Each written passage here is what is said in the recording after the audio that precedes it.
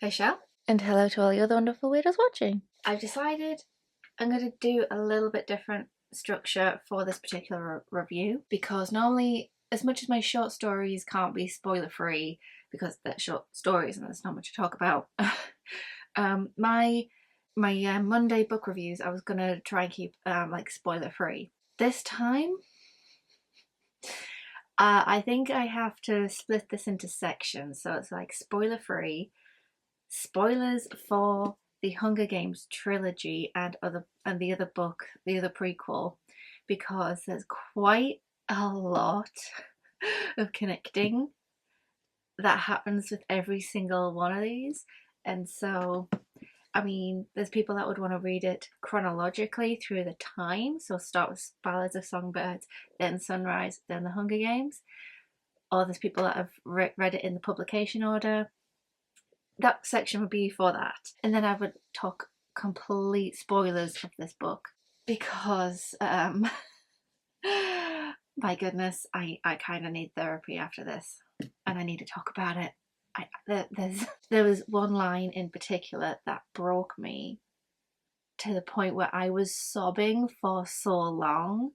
I mean, as much as Frederick Bachman can make me cry a lot, I've not had a reaction this heavy from any book because I was sobbing my eyes out for so long. I thought I wasn't going to stop.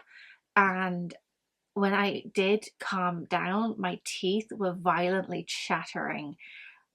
This is how shook I was, and I need to talk about that in depth.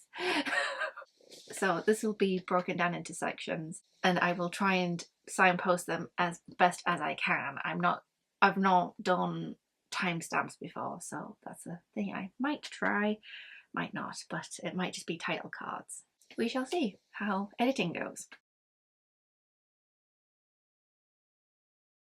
Sunrise on the Reaping is the second prequel from the very famous Hunger Games trilogy by Suzanne Collins. And oh my goodness, it delivered.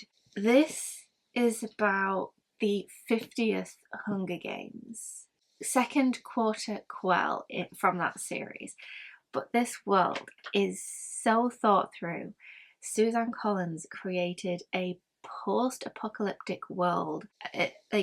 What would happen if America was hit by tragedy, a civil war, and because of that horrific war, the capital then became like the ruling place over these 12 districts, and each district, for every life lost from that war, the capital will reap two children between, I think, the ages 12 to 18 per district, and they get them together in a battle royale arena every year.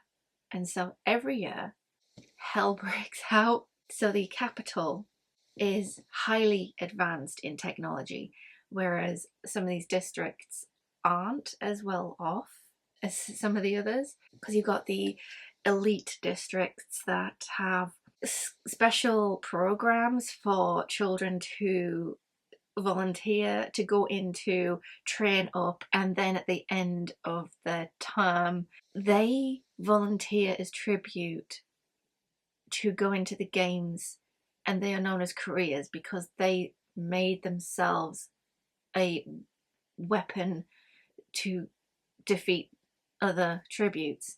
But there's like a handful of districts that, like a small amount of districts that are that elite, and the winner of those games gets a big bundle of reward to bring back to their district. So that's, and having a few of those people in the early days win so much that they've managed to like boost their district, it's quite fascinating and well thought through. And even in when I was reading the prequel, even when I was reading the original trilogy, it was so thought through.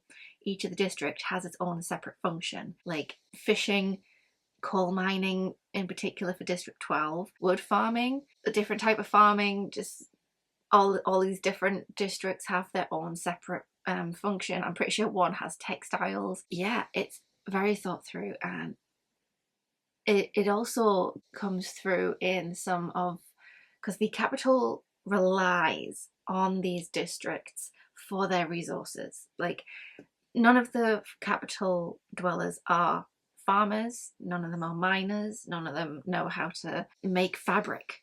Even though you have in the capital fashion designers, they will require fabric from the districts.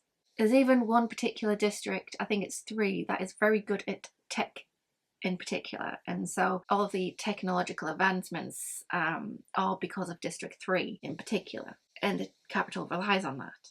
It uses all of the resources, and that shines through. And so with these games in place and enforced by peacekeepers that were capital people who went into the military, and they are very fascistically coded. It is brilliant how they use media, peacekeepers, and propaganda in general just to like control all of the districts after like so many years. It just became, yeah, they lost the war and they're so weakened and we have more power over them, and then it became a propaganda machine so that they would be demoralized. And that's what the Hunger Games is also contributing to, is the demoralization of these districts, the depowering of these districts, because they can't do anything but watch the capital take 2 children every year to fight in these games, and only one can come out. Only one every year. It's pretty brutal. This one in particular follows the 50th. And because it's the 50th, there's a special requirement about the reaping process. Not only do they have a normal reaping every year, but on the quarters, we don't know, I don't know what was the 25th one, but on the 50th, it was double the tributes. So not only did they have to like sacrifice 2 kids this particular year, they have to sacrifice 4 kids per district. So there's what used to be a game of 24 children killing each other has just become a horrific mess of 48 kids brutally slaughtering each other. And it is a very fun dive into it, because as it gets to the arena about halfway through, but building up to that is so fascinating and fun, because Hamish is a little bugger.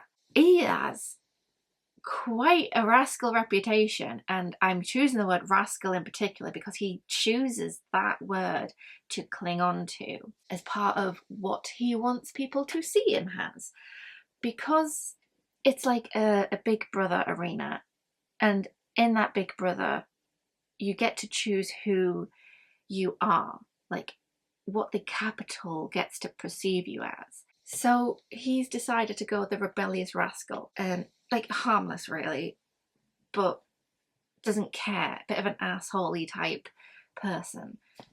And so that's what he tries to go about as. And so he's gone from his reaping, which was very unfair because he was not actually reaped, but the capital, they need to see that they are in control, and so they rigged it to make it look like as though he reaped. So they had to redo the whole show, because they even televise the reaping process where they pull the names out of this giant glass bowl. The entire district come together in this town square for a reaping process that is televised, and they can't do a thing. And since Hamish wasn't reaped, but because of a kerfuffle where final person who got reaped, he ran, but a sniper got him. Suzanne Collins always lands a cliffhanger on every single chapter end. So they've shot this person, and Haymitch's girlfriend is trying to console the mother of that would have been Tribute, who's just been shot in the head. Unfortunately, the peacekeepers are trying to like silence what is going on, and so they are trying to step in. They are shoving guns in Lenore Dove's face, as well as the mother, and that because they are both madly in love with each other, Haymitch decides to step in and try and save his girlfriend, and that means he has been singled out. They replay a reaping, and they say his name, and he has been chosen because he got into a fight with a peacekeeper.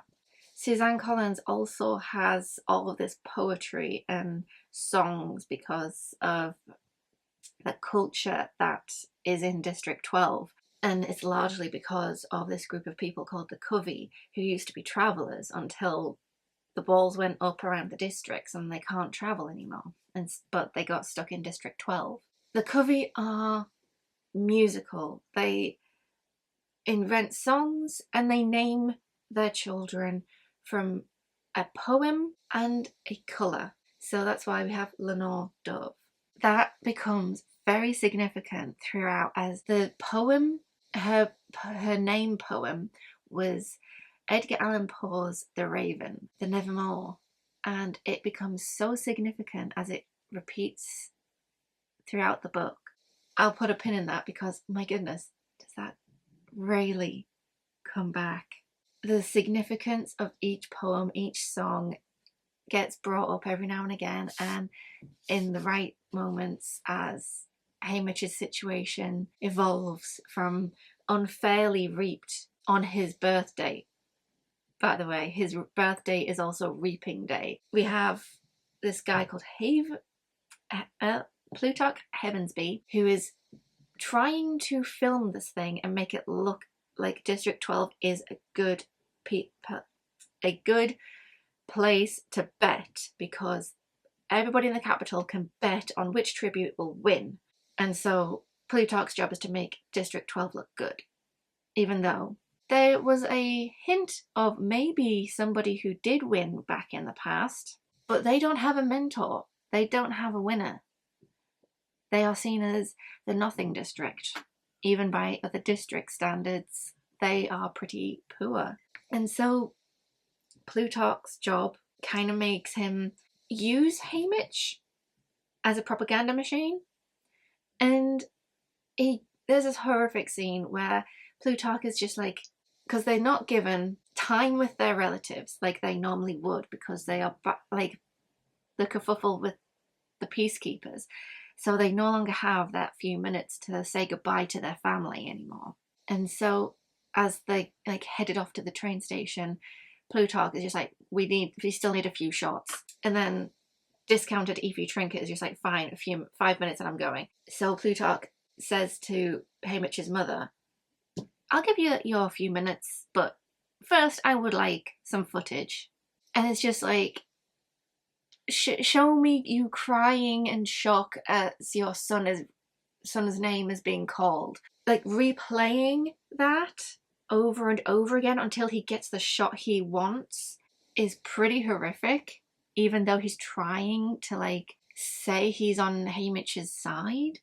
Even Plutarch is being a part of this machine, even though he's a capital person and we don't trust the capital. Even on the train to the capital, Plutarch brings in a cake for Haymitch's birthday, but there's a camera over his shoulder to show the good people of the capital that they look after their tributes. They do look after their tributes. They are very dehumanized, like pets, and that is constantly running through, getting reaped to the arena.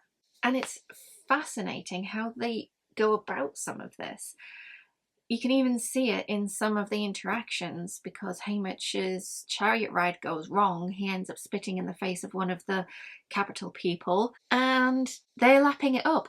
They're laughing at it, and they're laughing at him. They're begging for some kind of response to happen to them as well. It's just like, yikes. They are kind of treating these tributes like famous pets, like very celebrity pets. I mean, there could be a thing to say that how we treat celebrities as well, but there's also the deep roots of media coverage, because we see how the chariot ride went and how it went wrong. The covering up of the guy in charge of the chariot ride is, oh, it's food poisoning on a poisoned oyster. He just, they've really covered that up. The whole thing is like rigged. The whole thing. And it's fascinating just seeing the threads get woven through, because the chariot ride in itself is just a parade, all the tributes through the capital streets to the presidential palace, which is President Snow's residence. I have never known an enemy quite like President Snow. Suzanne Collins has given us quite an enemy who knows how to use his power and how to take out his competition, take out people who will speak wrong things, who aren't acting in the capital's best interest. As it goes on and these tributes are being paraded in front of the capital, and there's this training section where they are put into some kind of hall, sports hall, where you can learn like self-defense or survival skills. The careers now have a problem because District 3, a boy from District 3 in particular, has decided every single district is going to group together and get the careers. They're going to band together, form an alliance, and try and get rid of the careers early on. That's one of the plot points, is the forming of this alliance, and the other tributes from District 12 are also like utilizing their particular skill set. Like Maisie Lee, absolute queen of a badass, even though she is one of the more richer families from 12, she's also pretty snobbery. Like, she's known to be a snob about it from 12. Like, even a sandwich she will cut up with a knife and fork, which is quite funny because she will use that to signal to the capital, we are also civilized.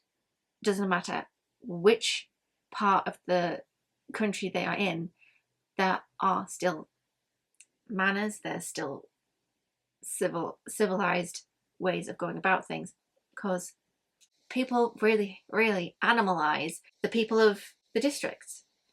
Like, even when Haymitch is getting like prepped by a prep team where he's getting his hair cut and his nails scrubbed, they basically say, oh yeah, we can we don't cut your nails down so you can use your claws. They are very animalized through this. That comes back because they have to be in the arena in order to be a survival, in order to connect to their survival instincts, and it becomes in the capital, and it becomes like a new norm, and it becomes somewhat fun because Haymitch is playing the game. Haymitch even meets President Snow and has his own act of rebellion. He drank the milk. Hilarious scene, loved it, and he's defying the president whilst he's in the room, hoping he doesn't notice whilst he's doing it. It's so good, and it is so fun as he is going about this, and it's just so sad when it all comes falling down in the arena, because there's also a plot happening that they've decided to invest in. Like, they're trying to break the system. They are really trying to go for it. And as people start dying in the arena, it gets horrific and it gets so heartbreaking. And the propaganda machine, you cannot stop. The whole theming of this book is that the Capitol have the cameras and the editing software. They will edit things down so that they can keep things looking like the Capitol is on top, like the Capitol is in control. Because if the Capitol shows that they are not in control of every single situation that Haymitch should manage to poke holes in, they have found ways around it. They don't show the chariot rides mess up. They edit out certain bits of the interviews that their tributes have to go through. And it is fascinating to see on the way through up until the arena.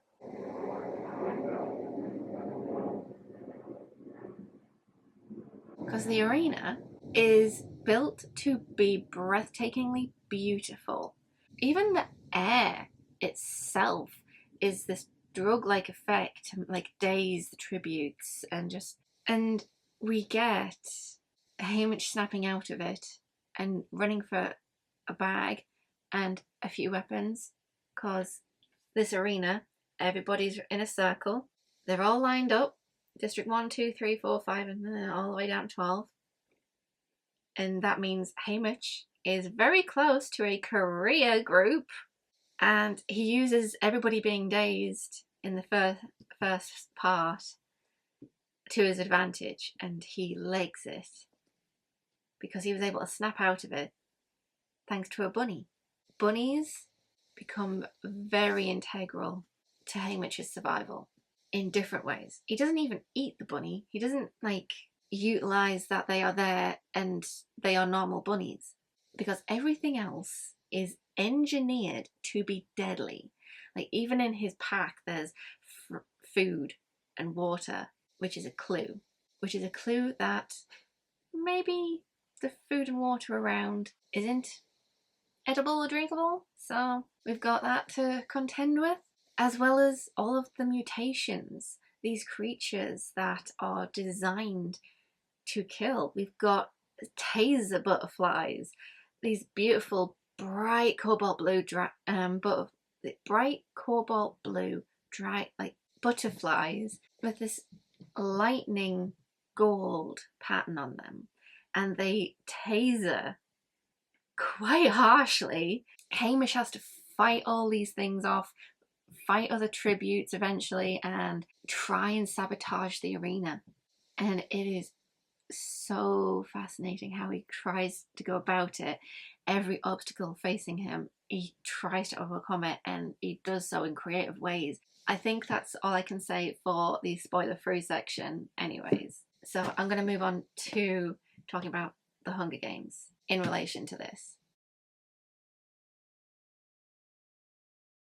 Okay, so this right here is the warning that I will be talking about the rest of the series in comparison. All of the other books, because this is doing quite a lot of connecting work. This has so much going for it. So, the Hunger Games. We know who survives this just because we get Haymitch from these, and he is an alcoholic, and there is one bloody good reason as to why, and that is the 50th Quarter Quell Hunger Games. Oh my goodness. That Haymitch from the beginning of this is happy. He's enjoying his life, limited as it is in a district of poverty, and he uses his own skills to get around certain things. And all we are left wondering, because he's got a family, a mother, a brother that he looks after, which is very similar to Katniss and Primrose. There's so much similarities between the two, starting off anyways. And He's even got a girlfriend, which is probably the only difference. All we know is that he's alone in this, in the beginning of this. And oh my goodness, going into this book, knowing where he ends up, did not detract from how good this was. This still made me like on the edge of my seat. This was so good. Even though I knew he was going to survive the Hunger Games, and why? Because in this book we get Katniss in the 75th quarter quell, and the trial they have is going through the reaping process of the pool of victors. And so in preparation for going up against other victors, they watch the previous Hunger Games based off the previous victors' games, and they find Haymitch's story.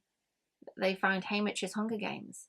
There was going to be a question of where was all of the stuff we get in this book, and it is done through this propaganda to show that the Capitol is in control, because we know his alliance with Maisie and her dart gun, her way of helping him at the very end of the Hunger Games, and how he uses the force field with an axe in his way of how he was able to win. And so there was so much more added to this, and yet there was a lot taken away because the Capitol tried to edit the little rebellious bits out as best they could.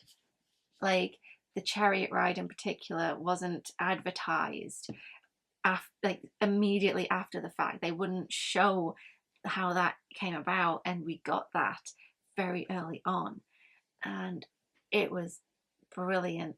We got BT back. Oh my god, his rebellious nature ended up being sooner than we thought. We get BT trying to help Haymitch in his sabotage, because he's already tried to sabotage the system already, but failed, and they reaped his son. They put his son in the games, and it is heartbreaking. And it just makes this whole story that little bit more tragic, because the Capitol has its claws in everyone, and it will use your family as the collateral damage for your actions. Oh, it's painful. It is so painful. We even get Effie Trinket's appearance, because the discounted Effie Trinket, who I can't remember the actual name of because I just know her as the discounted Effie Trinket, who took a riding crop to one of her tributes because she was sassy to her. And there was that line from discounted Effie Trinket, from the discounted ET to Maisie, that, oh, I hope you do win. I can't wait to see your face. I can't wait to see what happens to you if you do win. And that just comes through from the fact of what we already know that happens to victors in these stories. Damn, Suzanne Collins can really do this. Oh, and then we have President Snow, his conversation to Haymitch in Plutarch's library about the covey, and how much he knows about their culture, and how much he's already got in his head. Like, he's already got a very, very bad view on District 12. But the covey in particular, he's really trying to poison Haymitch's mind about his girlfriend, about Lenore Dove, about, oh, her plans never seem to involve you, do they? I'm so happy that mind games don't work, because I just don't like that as a plot point. I don't personally like that. as a plot point of poisoning your person's mind against another person. It's not my particular like. The lovely things that get tied into this book is also pretty clever, and Suzanne Collins brought back the poetry and the songs from previous installments as well, and the famous hanging tree. I love this. I love this. I love this. But there's also the fact that we meet Katniss's parents as well in this book. Hamish was good friends with Katniss's dad before Hamish got to know how deadly the capital can be. We also get this lovely little backstory of the Mockingjay pin, as it's a Covey creation, an artwork from the Covey as a gift to Maisie, who dismissed it because she didn't like because it was a creation from something unnatural. It was a creation from a bird that was a mutant to surveil the district, the people of the country, and a normal mockingjay, a normal mockingbird, and she didn't like that aspect of it. And so Hamish actually has that conversation with her, and he didn't think about it that way, but he convinces her actually it's a story about rebellion and how something good came of it because they used the mockingjay, the jabberjays against them. Yeah, we get the origin story of the Mockingjay pin was created by Tam Amber, gifted to Maisie Donna, and that gets passed through the family, who in the books it's actually Madge who gives it to Katniss, and not the film where it's found in the market. But yeah, this was so good. I can't wait for the film. I need to talk spoilers because this book broke me. This book broke me. This book broke me. Like, oh my goodness. So, since we know who wins, we know how he wins, we know his plot to sabotage the arena fails. But it kind of didn't, in a way. He did set off the explosive. He managed to set his task up. But it wasn't enough. It wasn't enough. And oh my goodness, it wasn't enough. And we get the horrific. I was on the edge of my seat when he was trying to escape, and then he comes back up to the surface, and he's trying his best to get these scrolls to. Yes, I can't say scrolls. Rats with fluffy tails. Trying to get these mutts off Ampert, BT's son, as the capital have already singled Ampert out for death, for BT to watch as punishment for his defiance against the capital. It is heartbreaking just seeing the aftermath of what is left of Ampert, and oh my goodness, and just how this whole thing gets orchestrated at the end, that there's way more that gets cut from the capital story, because this whole thing about painting your poster, don't let the capital paint your poster, and Hamish tries, they all try to paint their own poster. They want to die with their chins held high, at the very least. And Hamish tries to paint his poster. When he gets out of the arena, he's looking down and he sees the all-seeing eye. That big brother is watching. The arena was shaped like an eye. But the real tragedy is when he gets home, when he wins. He sees when he gets to win, he gets his interview with on stage, and he gets to see the replay of the games, and he sees the propaganda machine has done its work. They've edited it out, all of the rebellious stuff, all of the stuff that made him a rebellious rascal, and they edited it to make him look like an asshole. They made him look like a complete ass. He didn't care about anybody else, and eventually he thought, oh, there's other people. I can start to care again. They edited the interviews at the start where the entire careers looked so dumb.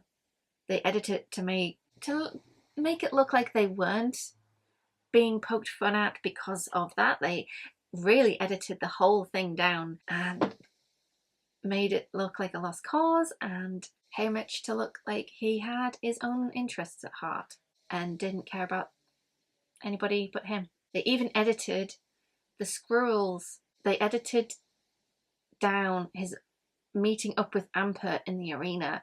They cut that out completely. He was beating those mutts on day 2 when it happened on day 3. They edited the whole narrative. They painted Haymitch's poster for him.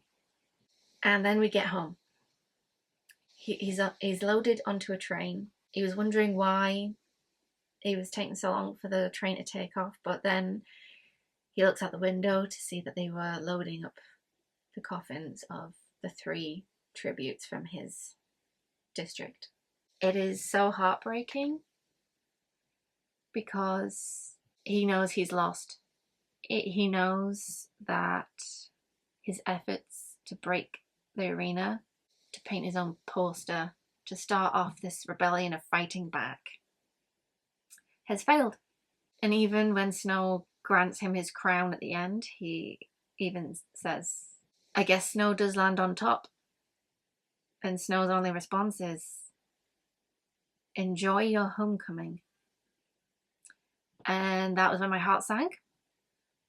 And he's alone at the train station with these boxes containing his friends that he's gotten to know over the past few weeks. What completely broke me was page 356. He gets home to find his house on fire. That is how Snow came for his family, even though fires are very common in ramshackled huts that haven't got the best fire protection. His mother was very paranoid though. She made sure all of the cinders were out. She made sure all of the protections were in place. She was very meticulous about fire safety. That's how he knew. This was how he knew it was Snow and the seagulls are starting. It wasn't the burning down of the house and knowing that his family was inside, his mother and his brother, even though I was crying at that part, because what got me was it was the funeral, and outside a pine box awaits. They had hold of each other, Mr. McCoy says. Thought we'd let them stay that way. And the line that broke me was Ma and Sid clinging to each other for eternity. That broke me. That broke me.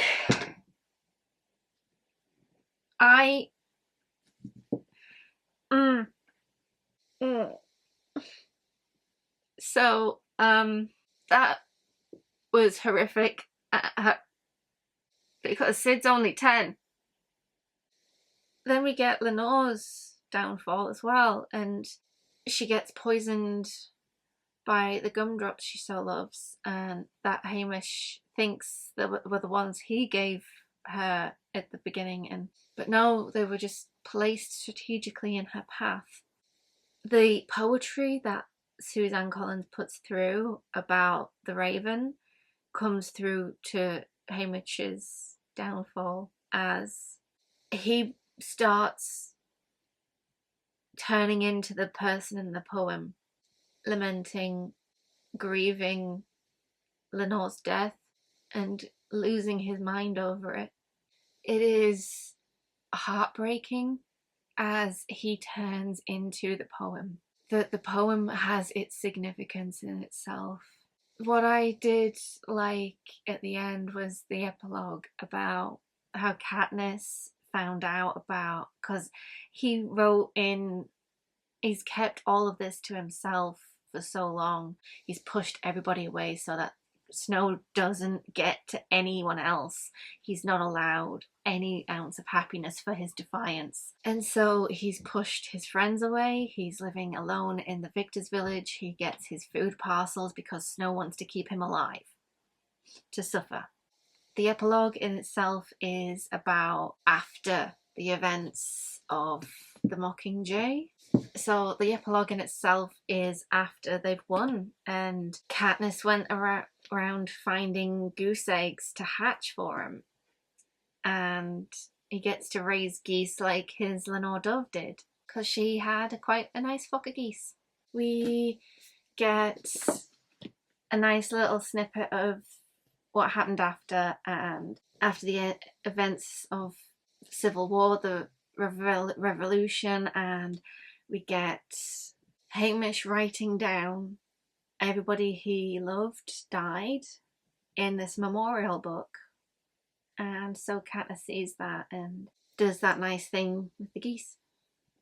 And it just ties it all together quite nicely. And oh.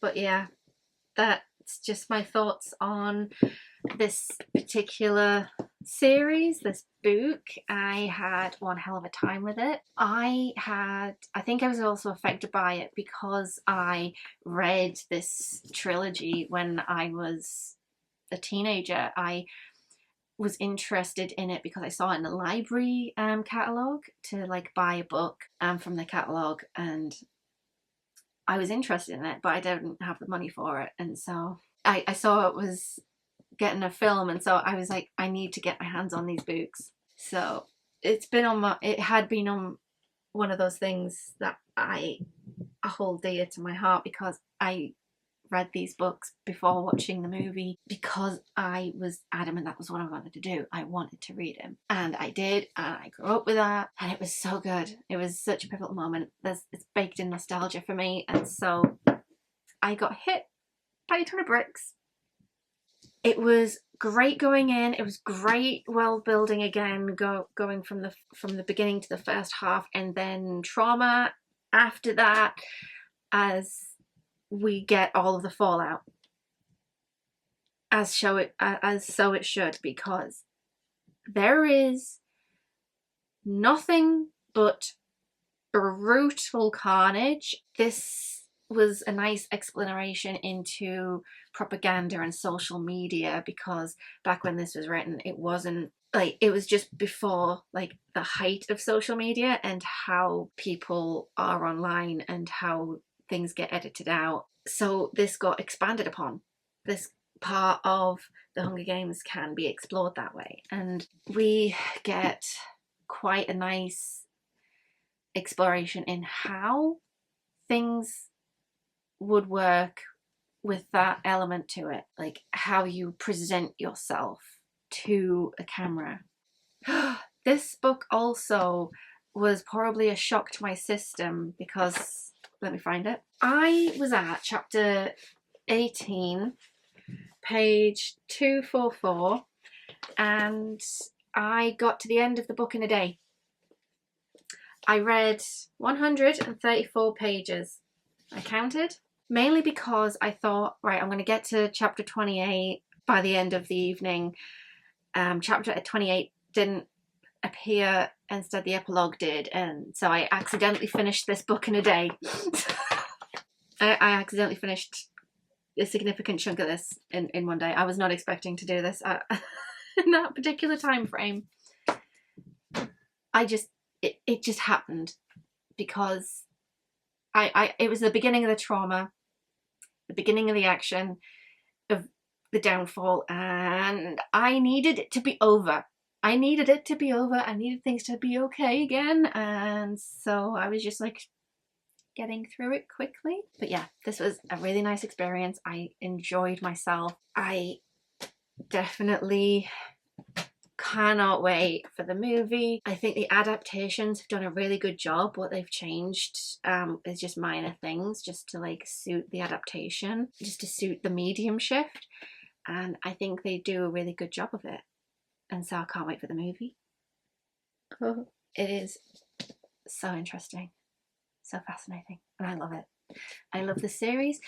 This is something that holds dear, and if people do want to read this in chronological order, it's that way actually. If people do want to like read this in like the time order, it's still an interesting read, but maybe skip the epilogue. Maybe on this one. The epilogue on this is definitely a skippable thing just because it would spoil the... I honestly wouldn't recommend chronological order, mainly because I like how this set things up. I like how the Hunger Games trilogy set everything up, and then these just built on everything, including from President Snor's perspective to Haymitch's quell, and how that expanded upon how you would go about the social media aspect and how we edit things down to suit our own narrative. Like, you can see that in the news, you can see that on social media. It's devastating. And so, yeah, that was my thoughts on Sunrise of the Reaping. Shall hurry up and finish this book so I can talk to you about it. If you have already finished it, phone me up, I need to talk to you about it. Anyways, bye Shell. And bye to all you other wonderful weirdos watching. Bye.